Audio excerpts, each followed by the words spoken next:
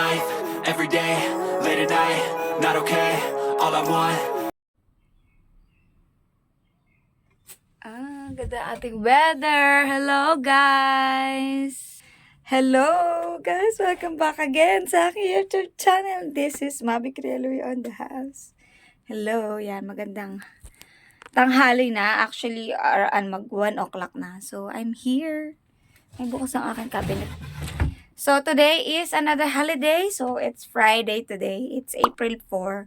So, sabi nila parang araw ng patay dito sa Hong Kong. So, holiday nga namin today. So, ayan, nakikita nyo aking Kaiser. Diba? Medical Center. Yes, part tayo ng, ng Kaiser family. Dahil isa tayong plan holder. So, ayan, lalabas tayo today. Ang gulo ng kwarto ko. So, mamaya na lang ako maglilinis. Mamaya na ako mag-ayos. So, ayan, hapon dahil holiday natin ngayon, bumili ako ng pagkain. Kahapon kasi naghatid ako sa football class ng alaga ko. Bumili ako para may chicha ako dito. And bumili ako ng cup noodles. Para dinner ko yun later. So, lalabas tayo today. Dahil today is hindi ako pupunta ng town. Hindi ako pupunta ng Yunlong.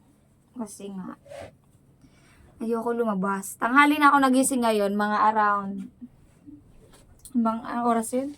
Mga around 10, ganyan. Ginising ako na actually maaga pa ako ginigising ng alaga ko. Nakita niya, nakabukas. I mean, hindi ko kasi ito nilalak. Pwede mo siyang buksan anytime. Siguro pumasok siya dito. Narinig ko siya hindi ako tumatayo. Siguro nakita niya tulog pa ako. Tapos yung alas 10, kailangan niya yung octopus card daw. So, bumangon ako. So, labas tayo today. Hindi na, parang mahangin pa kasi sa labas, kaya parang malamig pa rin. So, let's go. Labas tayo. And hanap tayo ng pods. Dito lang sa malapit sa shop dito. Tapos, build tayo ng drinks natin. Ito ako nagpipicture-picture minsan. Ganda, diba? Mapuno. So, ayun yung kagandahan dito kasi may mga park dito na ayan, ang ganda. Ganda ng scenery. Kapag ko talaga mag-isa mo. Ayun. Ayun, maganda dito sa akin. And tsaka yung view. So, view. Ganda, diba? I like it so much. Tawid muna tayo, ha? Wait lang. Thank you. Dahil mahirap ang dito kasi iba ang dito. Iba ang right? Let's go. Ayun na, okay na. Thank you, Lord. Makawid tayo. Tapos ito, may mga rito. Ayan, may Filipino shop. Tapos mga restaurant. Ito, halal food. Meron pa din. Dito tayo pupunta, siyempre. I-take out ko na lang yung pagkain ko. Ayan, ito tayo yung shoma. How much? This one. Ano natin?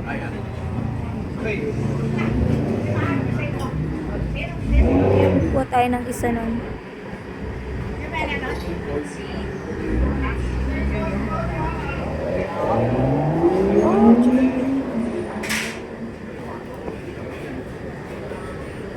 Ano na lang? Haya. And one of this. And one. Dami ko lang makakain. Haya. This one. And is it sweet? Is it sweet, this one? Yeah, one. Thank you. How much?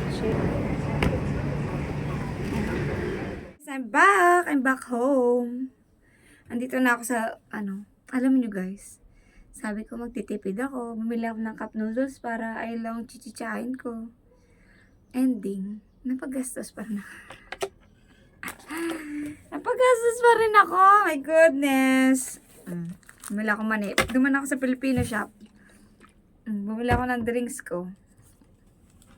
$10, $10, $20. Kasi yung pinamili kong pagkain is tumataginting. Yung $100 ko, $10 na lang naiwan. Ay, nako. Sabi, di ba? Sabi nga, pag nagtitipid ka, tapos lalo kang napapabili. Hayaan mo na. Ngayon lang. Sunday, wala. Hindi mo na ako bugastos ng Sunday.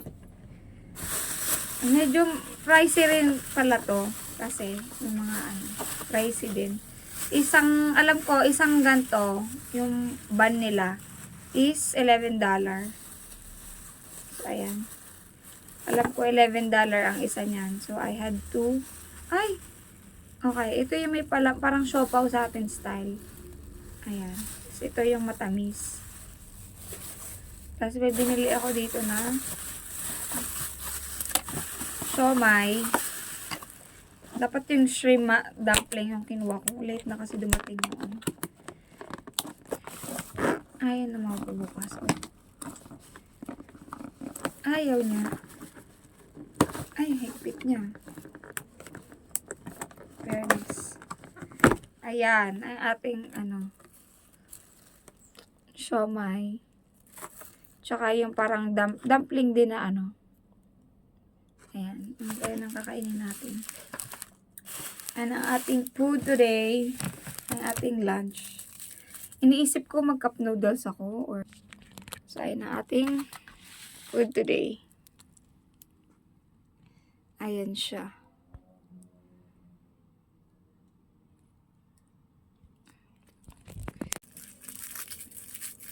Wag na ako mag-cup noodles, mamayang gabi na lang.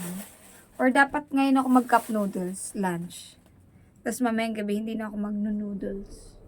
No? Tikman ko muna. Tikman muna natin ito.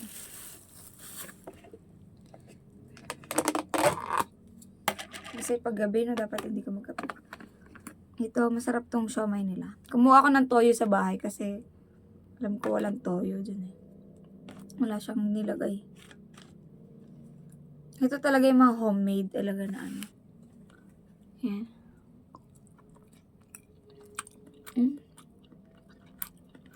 Hop.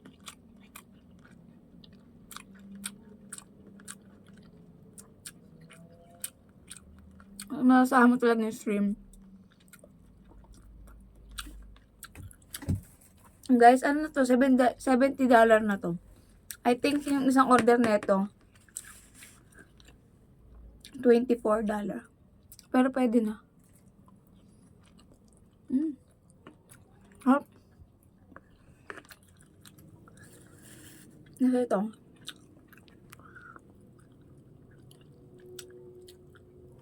Parang siopaw sa atin. Sarap. Bet ko yung mga ganito, yung mga siopaw.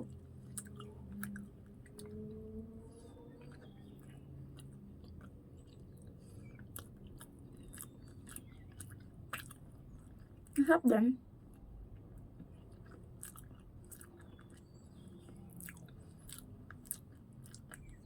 Tingin ko hindi ko na kailangan ng noodles. Ang bigat sa tiyan.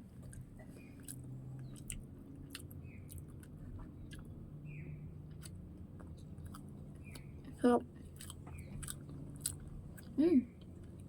Sarap.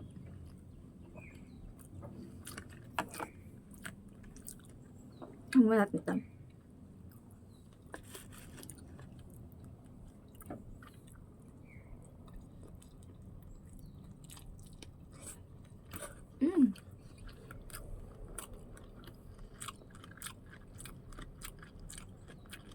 May meat din siya.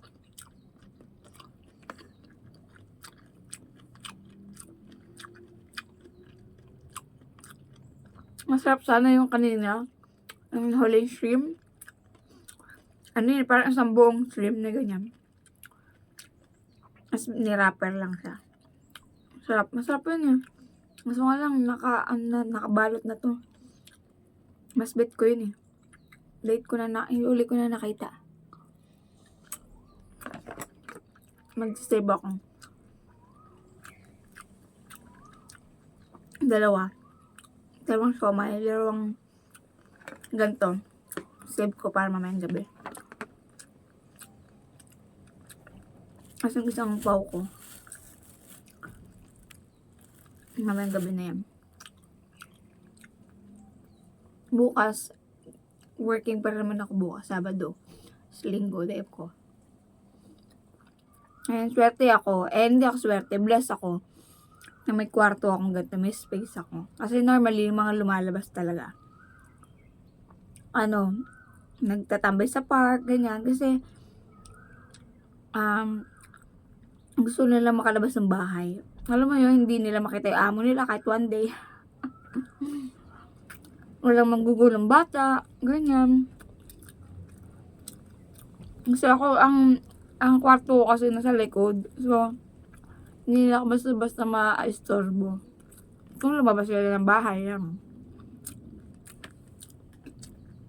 Napupuntahan nila ako. Pero pag hindi nila ako makakausap. Hindi na ako makukulit. Ang karaniwan dito kasi share room. Kasi iba ayaw nilang nakatambay lang sila sa kwarto. Kasi kukulitin sila ng mga alaga nila, ganyan. So, kaya lumalabas din talaga yung iba. Yung iba natutulog lang, bibili ng pagkain, ganyan.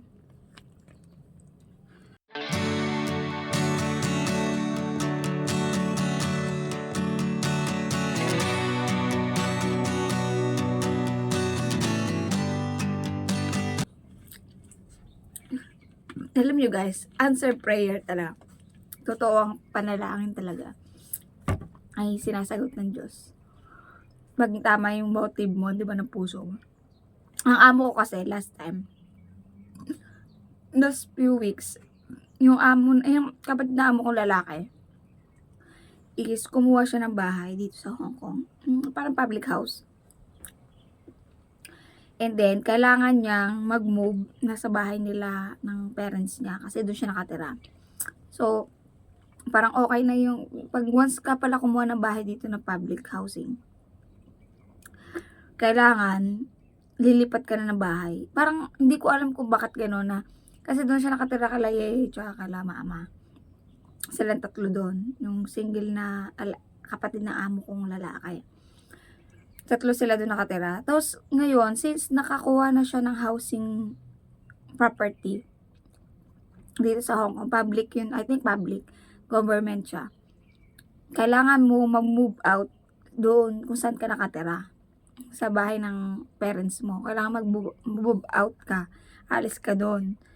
Kaya, kailangan niyang, yung process daw ng bahay, baka next year pa, makukuha o matitirahan yung bahay. So, ang nangyari, kailangan niya ng space, kailangan niya makalipat agad yung kapatid ng amo kong lalaki, si Susu. Tapos, suksuk ba? Susu? Paano nila sabihin mga tito ba? Tapos yun, kinausap ako ng amo ko na gusto ng kapatid ng amo kong lalaki na dito tumira sa bahay namin. Sa bahay nila. Tapos, ino-offer niya kung pwede daw niya hiramin tong space na to kasi hindi daw madaling kumuha ng mga rent room. Yung parang, bed space dito sa Hong Kong.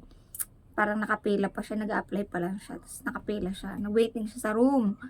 So, baka matagalan daw yung paghahanap. So, ang propose sa kanila amo, kung papayag daw ako, tsaka propose ng kapatid ng amo kong lalaki, kung papayag daw ako, nahiramin tong room ko, just for a month, 2 to 3 months, kanyan. Hiramin tong room ko, then babayaran na lang daw ako, subsidize daw ako ng 1,000 a month. So, kaya, ayun ang option. Una, kung papayag ako, sabi naman ng mga amo ko, no hard feelings.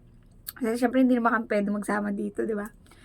Tapos yun, hiramin nga niya, gano'n. Tapos ako doon ako sa loob ng kwarto. Mag-share room ako sa alaga kong babae. Yung option. O kaya, kung hindi ako papayag, magte-tent siya sa labas. Or doon siya sa sala namin matutulog. Parang inconvenient naman sa abi ng amo kong babae. Pag sa sala siya. Especially ngayong amo kong lalaki ngayon.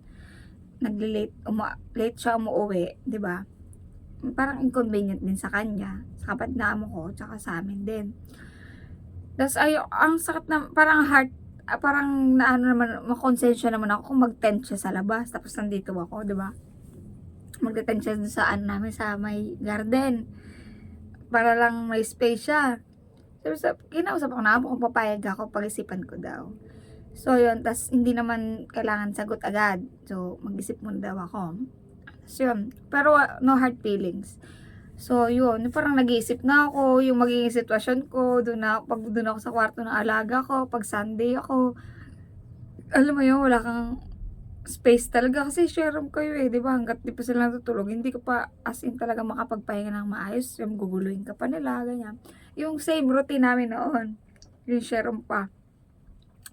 So paano yung adjustment ko, iniisip ko na yung adjustment ko. Parang ang pangit na pag sinabi ko, "Ay, ma'am, di ako papayag," ganyan. Parang ang hirap naman, no? So inaano ko na yung magiging sitwasyon ko sa loob. Paano yung mga gamit ko, hindi ko naman dadalhin lahat ng mga gamit, yung mga normally ginagamit ko everyday. So ayun, tas tinanong nga ako ng amo kong babae na kung kamusta daw, anong decision ko. Sabi ko, magshi-share room ako sa alaga kong babae kasi ano nga, syempre parang magi-guilty naman ako na nandun siya sa sala or nasa siya, sa labas siya, matutulog, 'di ba? So, pero bago yan guys, pinagpray ko, Lord, kasi 'di ba naghahanap siya ng ng kwarto or bed space. Eh, Lord, sana naman bigyan mo naman ng favor kay ay suso na magkaroon na siya ng kwarto. Kasi naghahanap nga siya kasi lilipat naman siya, basta nakahanap na siya ng bed space niya. Sabi ko, Lord, sana makahanap na siya, bigyan mo naman favor sa kanya to. Eh, pero ako, in-ready ko na yung heart ko na doon ako sa loob. Tinaano ko na yung sitwasyon ko. 2 to 3 months lang naman.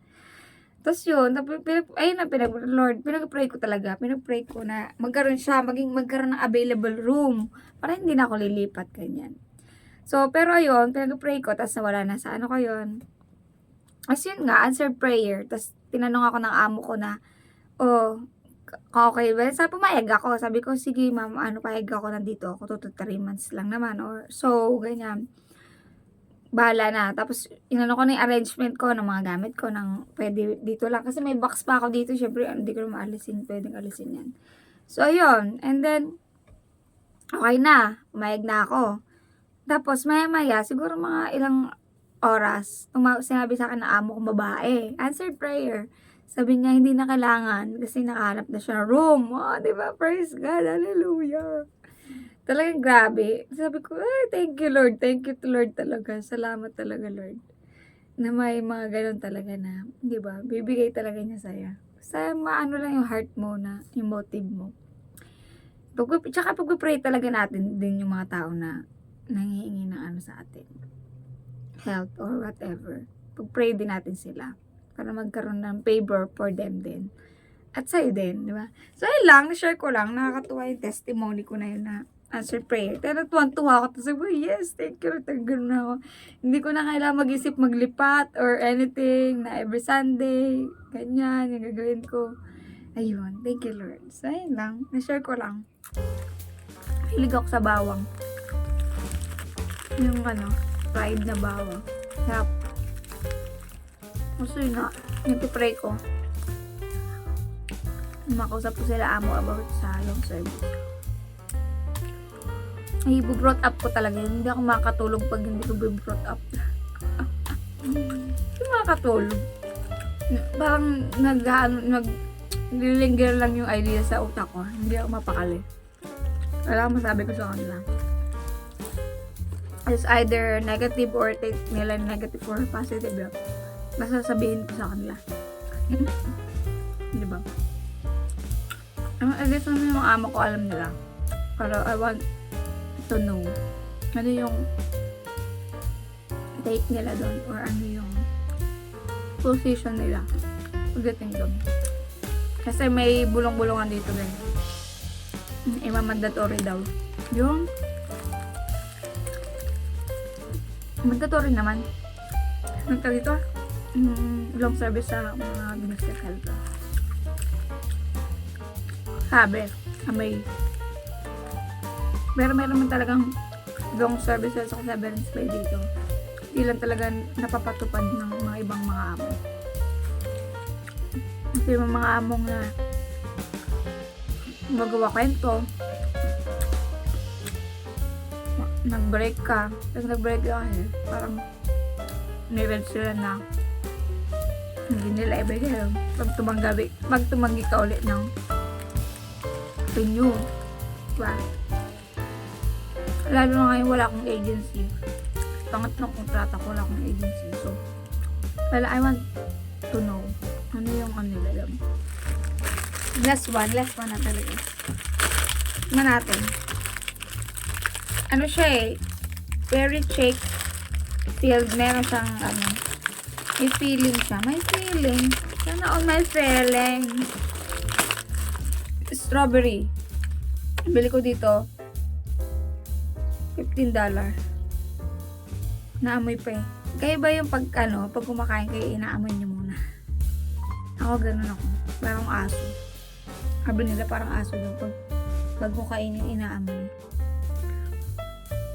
Natin. Feeling. Oh, may feeling. Oh, ang feeling mo. Ano lang naman.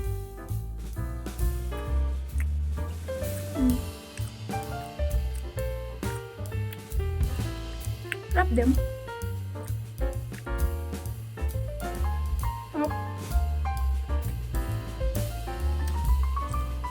Minsan gusto ko mag-vlog yun, puro pagkaan lang. Masarap din. Ano to? $15. 2, 4, 6, 8. 8 na. Masarap din. In fairness. $15. Masarap expiration. August. Ano pa? Hi guys, I'm done. Kanina diba struggle is real yung pagkabit ko. Okay na siya. Very nice. Ito lang yung isa lang. Ito, ewan ko anong nangyari dito. Bakit siya naging ganito? Nagparehas to. Kasi ito dapat natanggal yung niya, yung ribbon. Natanggal. But it's still okay. Okay naman siya. Huwag nyo na tingnan yung kamay ko. Yung koko na lang tingnan nyo, kailangan nakaganon siya eh. Para hindi siya kulubot tingnan yung kamay. Ang cute niya. Ito kahit sana cute eh, natanggal. Pwede naman siya ikabit. Kasi parang dinikit lang naman yun. So, ayan. Ayan ang tsura niya. Ito maganda kasi alternate siya. Ang nangyari dito, hindi ko alam bakit kulang. Or dapat ito yung dito. Dapat ito ganyan. Pero okay na din. Only for today, Saturday. Try kong hindi tanggalin. Pag nakita to ng alaga ko, sigurado, isaserang parag yun. Isasera. So, ayan, nice. Kasi yan. Ay lang, sinay ko lang. And then, back to you. And then, I want to read. I want to read. Kanina pa akong inaano na kailangan mo basa ako. Ayan lang, guys. Later again. Back to you. Ayan, hello guys! Welcome back to me! So, ayan, nakaano na ako. Dito na, higa-higa na tayo guys kasi around o'clock na. Tapos na kumain, maaga kumain mga before before 6, nakakain na ako, naka-dinner na ako. And then, busy ako, nag-focus ako sa may tinatapos akong, binabalikan ko yung mga devotion namin last few weeks, last 2 weeks devotion namin, reading devotion ako. Binalikan ko yung iba kasi gusto ko mag-notes. So, grabe yung word of God talaga na nakaka-refresh siya ng soul. Nakaka-refresh siya. Talagang maano mo, yung nakaraang binabasa ko, pinapakinggan ko yun. Hindi ko siya maintindihan. And now, yung talagang nag-focus ako, talagang nag-pray ako bago ako nagsagot or nag-notes uli. Talagang papaintindi talaga niya sa inyo mga hindi mo maunawaan noon. Ngayon, nauunawaan ko siya kung bakit ganun yung sinasabi sa Bible. And grabe talaga wala talaga, pag sumusunod lang tayo sa sarili nating kaalaman at hindi tayo humihingi ng wisdom na nanggagaling sa Panginoon, and it will lead us to distraction, yung kapahamakan talaga. And it's true, it's really true, and it's happening. Ako, ayun yung observe, parang natutunan ko from myself, sa world, sa mundo, 'di ba, sa mga namumuno sa atin, sa mga taong nasa paligid natin. Talagang ako personally, noon, wala akong relasyon sa Panginoon. Kilala ko ang kilala ko ang Diyos Ama, kilala ko ang Panginoong Hesus, pero wala akong relasyon, na wala pa sa akin yung Holy Spirit ng Panginoong Hesus. Na wala pang nagtuturo sa akin spiritually, alam mo yon, kasi parang knowledge lang yung alam ko, na may Diyos, ang namatay si Jesus sa krus, ganun lang. Pero walang obedience na kailangan ko pala sumunod sa mga salita niya, walang wisdom na nanggagaling sa kanya. Hindi ko alam yung mga salita niya, pangatlo. And na ganun pala, kailangan na pag wala ka talagang relasyon sa Panginoon at wala kang Diyos talaga sa buhay mo, hindi mo masusunod yung mga gusto niyang, yung will niya sa buhay mo, sa buhay ng tao. Hindi mo talaga masusunod. Kasi tayo, we are born sinners talaga. Makasalanan talaga tayo.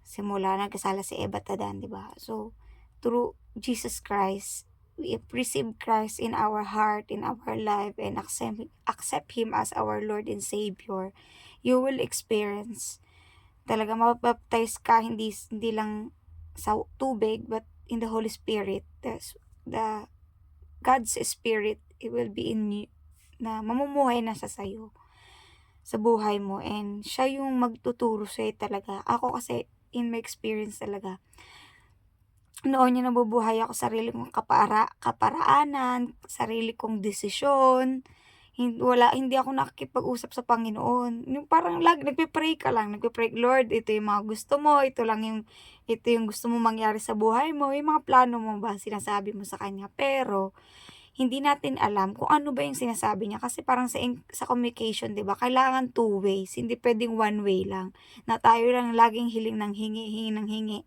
Pero siya ang Diyos natin, makapangyarihan sa lahat, nagbigay ng lahat na meron sa atin. Paano natin malalaman yung gusto niya na gawin natin kung hindi natin alam yung salita niya? Nagigets nyo, guys? So, grabe. Kaya I encourage everyone, and I'm praying and I hope that you will encounter the Lord, you will experience God's Jesus Christ presence in your life through the Holy Spirit. And talaga may iba yung mindset mo, may iba yung takbo ng isip mo, na kahit sinasabi ng laman mo, 'di ba, ng flesh natin, sarili natin, na 'di ba, pag nainis tayo, magagalit ka sa taong kinaisan mo, i-hate mo na siya, magagalit ka, alam mo 'yun, compare mo yung buhay mo sa iba.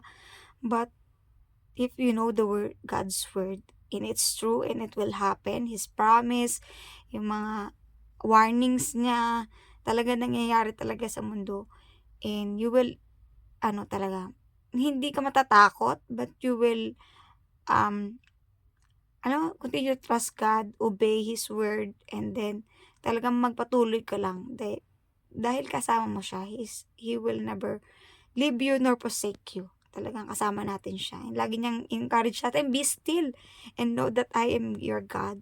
Diba? So, ayun lang, gusto kong i-share before tayo matapos ang vlog na to, dahil higa-higa na ako. Ayun lang, guys, and I hope they enjoy this video, yung chika-chika ko today sa aking ganap ngayong holiday ko.